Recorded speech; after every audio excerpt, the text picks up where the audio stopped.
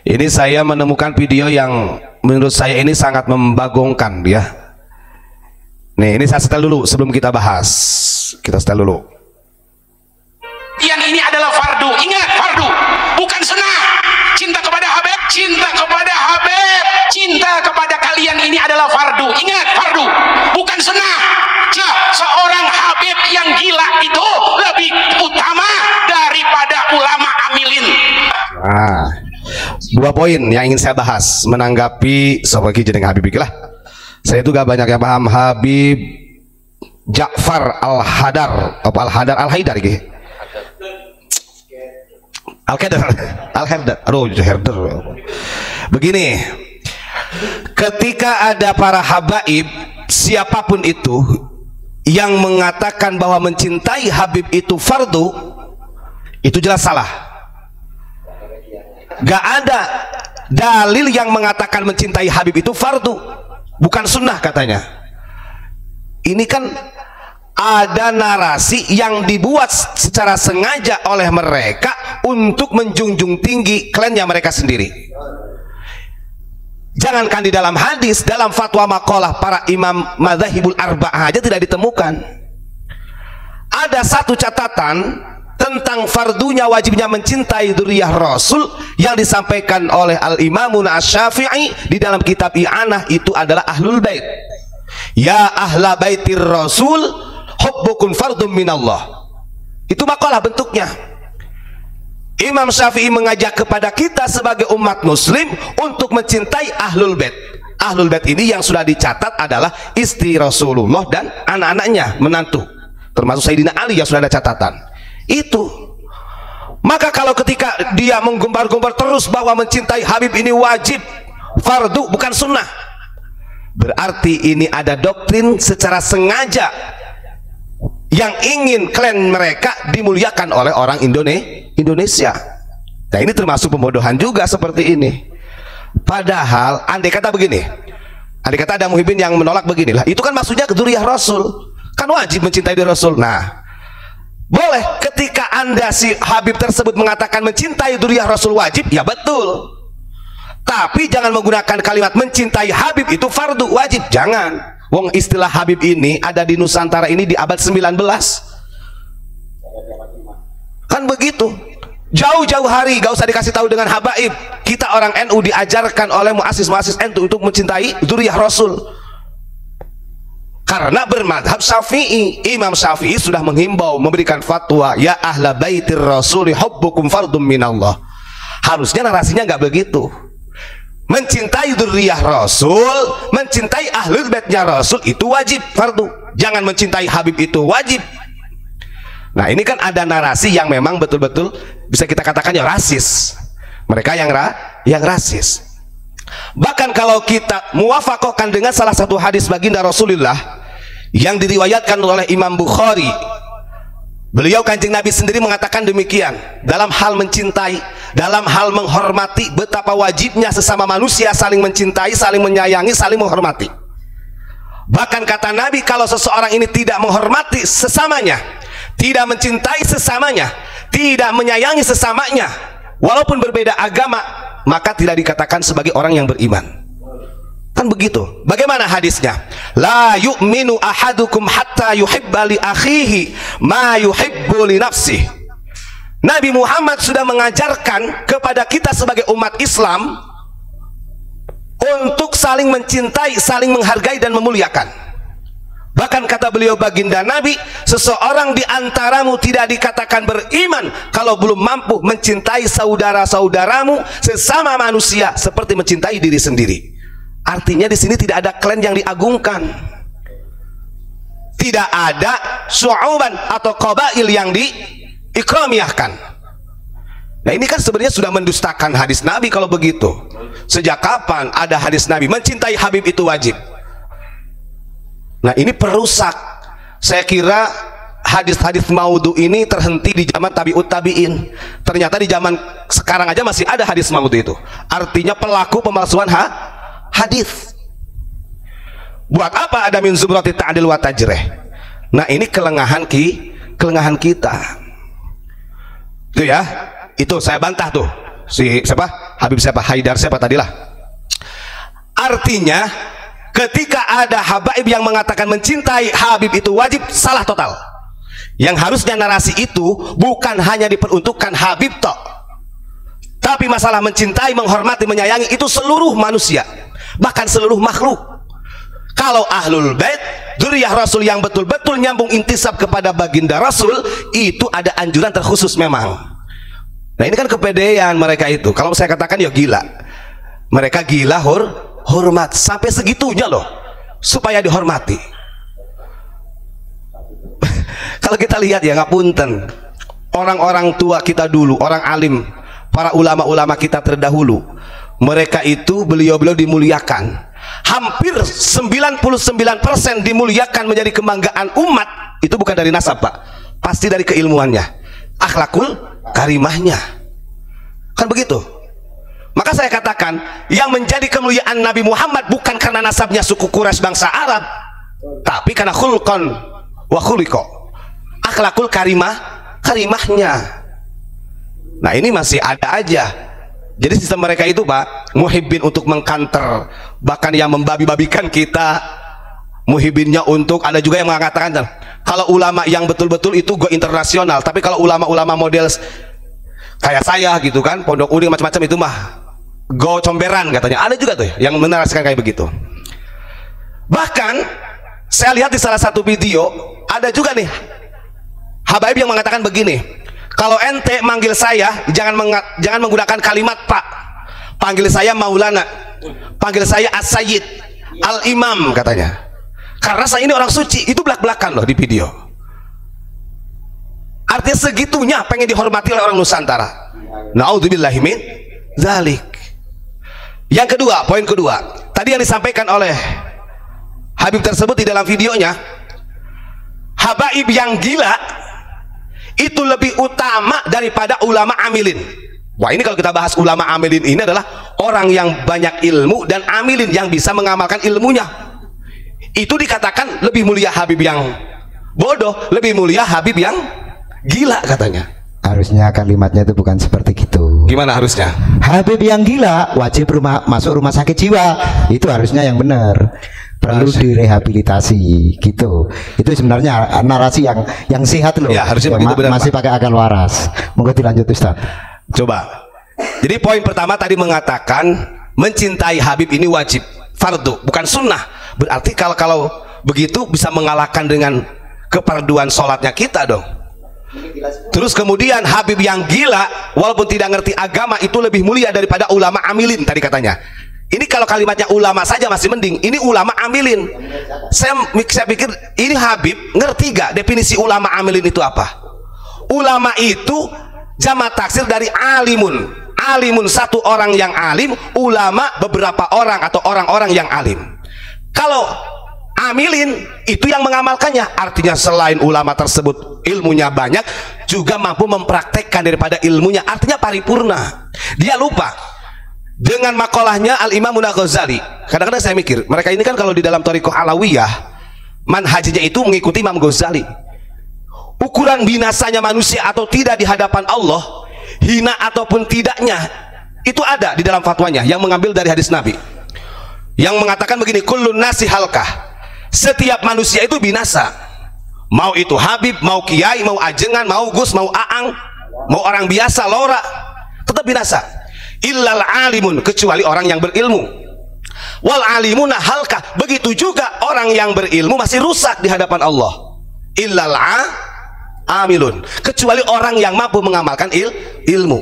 Kan begitu. Sampai wal amiluna halkah illal mukhlisun, orang yang mengamalkan ilmu aja masih rusak kecuali yang mengamalkannya dengan ikhlas.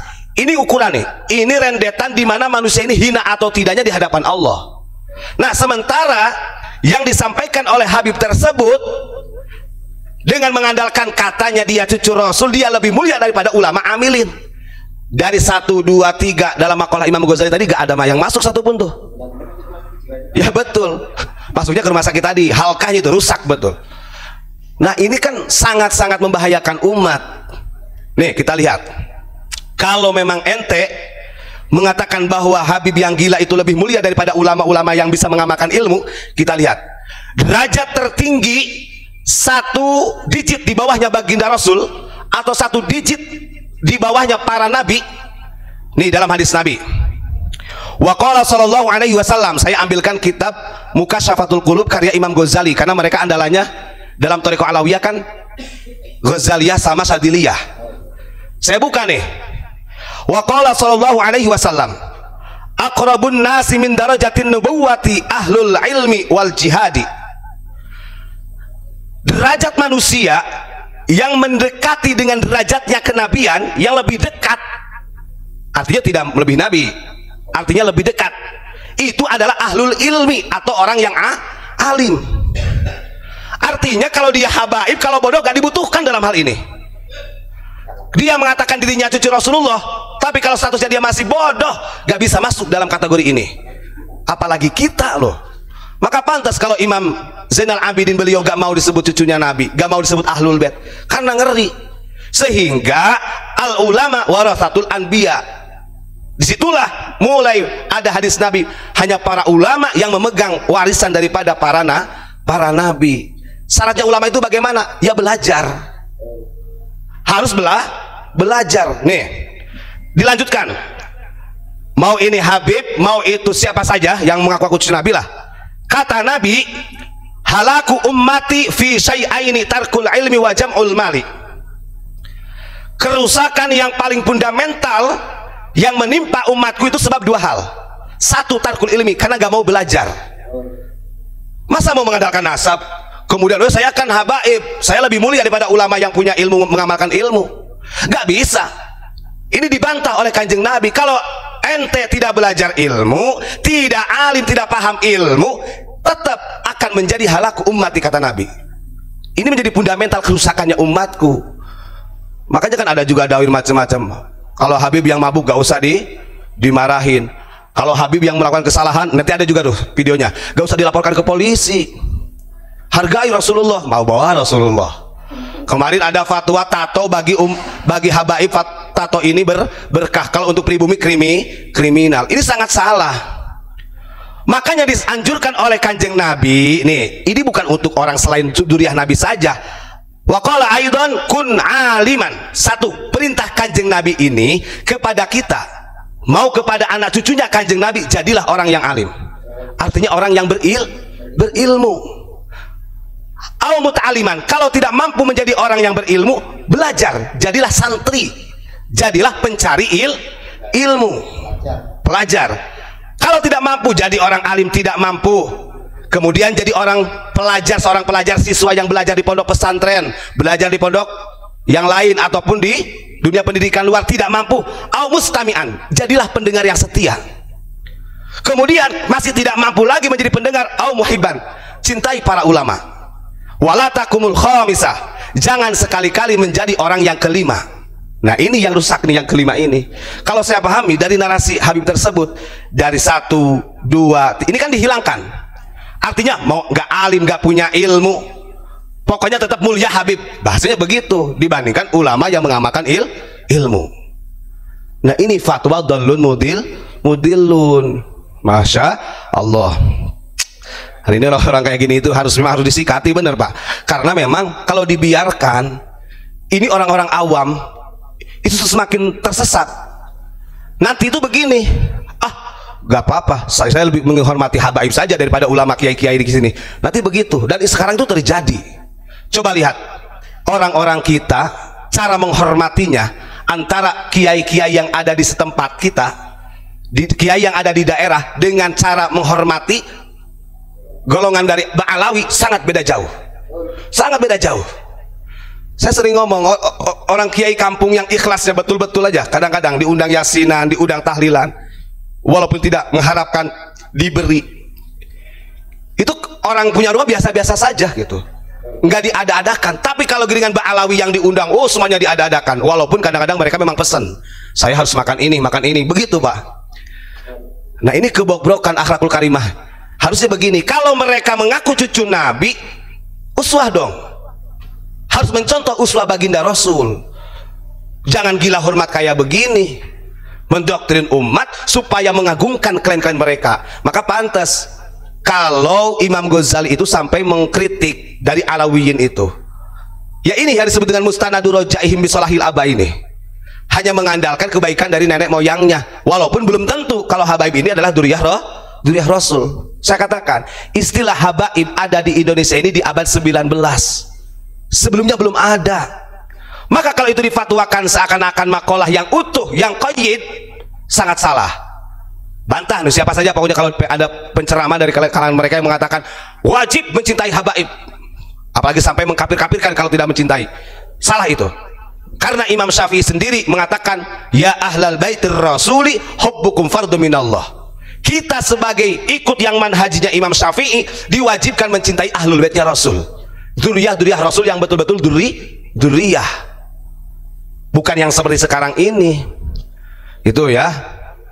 Setelah saya koreksi di dalam beberapa hadis ini, wah ini sudah menggugurkan syarat-syarat jadi orang mulia di hadapan Allah.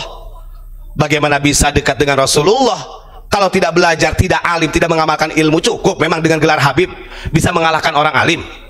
Cukup dengan gelar Habib kemudian bisa mengalahkan orang-orang alim yang mau amilin. Ya nggak bisa, neraka tetap itu. Na'udzubillahi min dzalik. Nah ini ya.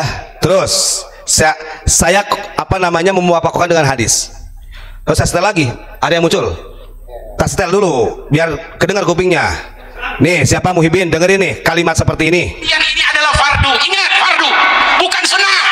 Cinta kepada Habib, cinta kepada Habib, cinta kepada kalian ini adalah fardu. Ingat, fardu, bukan sunnah. Seorang Habib yang gila itu lebih utama daripada ulama amilin. Segitunya tuh, saking ingin dihormati. Seorang Habib yang gila itu lebih utama daripada ulama amilin. Ngerti gak definisi ulama amilin ini? Masya Allah. Tetap kita lawan karena ini narasi-narasi yang memang mendoktrin dan sangat salah. Tidak ada ngaku mazhab Imam Syafi'i, tapi fatwa Imam Syafi'i di dalam I'anatul Thalibin saja tidak diindahkan. Kan gimana? Begitulah. Jadi saya cross check di dalam beberapa hadis, gak ada tuh. Kalau untuk mencintai ahlul bait dzurriyyah Nabi yang betul-betul oke, itu sangat sah dan qayyid. Karena yang saya bantah, sejak kapan istilah habaib? Harusnya jangan menggunakan istilah habib dong. Mencintai dzurriyyah Rasul, mencintai ahlul baitnya Rasul wajib, bukan sunnah. Itu yang betul. Ini mah kayak iklan gitu Pak. Kalau orang lagi jualan itu apa namanya itu? Ini namanya sistem marketing ya. Sistem marketing apa jadi? Sistem marketing Pak yo. Supaya labelnya kelihatan. Sekarang orang Indonesia sudah banyak yang sadar, saya yakin. Banyak yang sudah mulai sadar. Terserahlah. Ketika ada kan begini, mereka menanggapi kita ini adalah orang-orang yang benci gitu kan ya. Pastinya begitu. Wah ini orang yang pembenci Habib. Dia ini adalah orang yang bayaran. Terus apa lagi? Banyak lah. Kita mah nggak ngurus. Dan itu bukan istilahnya ketika ada orang-orang kita yang masih muhibbin lah mereka kemudian mengkater gak akan kita hiraukan. Karena yang kita butuhkan ini adalah pertanggungjawaban dari mereka yang selaku mengaku dirinya sebagai dzurriyyah Rasul, kok berani-beraninya mengeluarkan fatwa-fatwa yang betul-betul sangat menyalahi aturan syariat.